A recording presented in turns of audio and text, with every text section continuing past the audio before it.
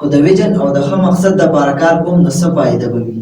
ګوره زما بچي چې کله ستاسو یو لانګ ټرم ویژن وي او یو ښه مقصد وي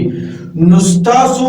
نظر به بیا په نتیجه او په ریکوایرډ ریزلټس به نه وي بلکې په دغه ریکوایرډ ریزلټ ته رسېدو دپاره چې ستاسو کلیګز او سبارډینیټ کم کار هم کوي او په هغې کې د هغوی نه غلطي وشي نو تاسو له به غوسه نه درځي بلکې تاسو به ډېر په مینه او محبت سره هغه پوهوئ چې ګوره انسانان یو موږ نه به خامخا غلطي کېږي او چې کوم خلک کار کوي نو د هغوی نه غلطي کېږي نو ځکه بچي تاسو نه غلطي وشوله نو په ځای د دې چې تاسو غوسه وکړئ او هغه پرشرایز کړئ او د هغه بېعزتي وکړئ تاسو به په مینه او محبت سره هغه پوهوئ نو یو فایده خو به دا وي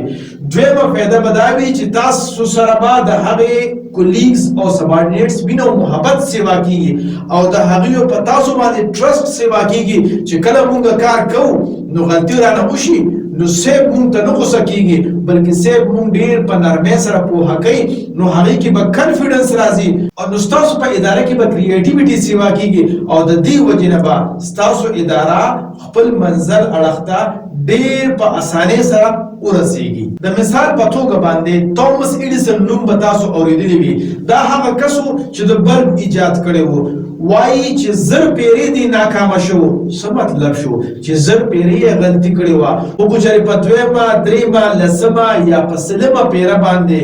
چا دې بېعزته کړې وې او د ده په غلطۍ باندې ده ته سختې خبرې کړې وې نو دې به ډسکرج شوي وو نو ځکه دې کامیاب شو چې زر پیرې دې ناکامه شو خو پس د هغې نه هم د همت کو چې نه زه به دا بلب جوړوم او اول اخر هغې کې کامیاب شو او نن تاسو ګورئ رڼا ده نو دغه شان دی که چېرې تاسو په خپله اداره کې رڼا راوستل غواړئ مینه او محبت راوستل غواړئ نو په غلطو باندې خپل کشران بېعزته کوئ ما بلکې په مینه او محبت او په ښه نیت سره هغوی پوهه کوئ د خدای دپاره پښتنو سانونه وپېژنئ ستاسو دپاره خو به ځان له پیغمبر نه راځي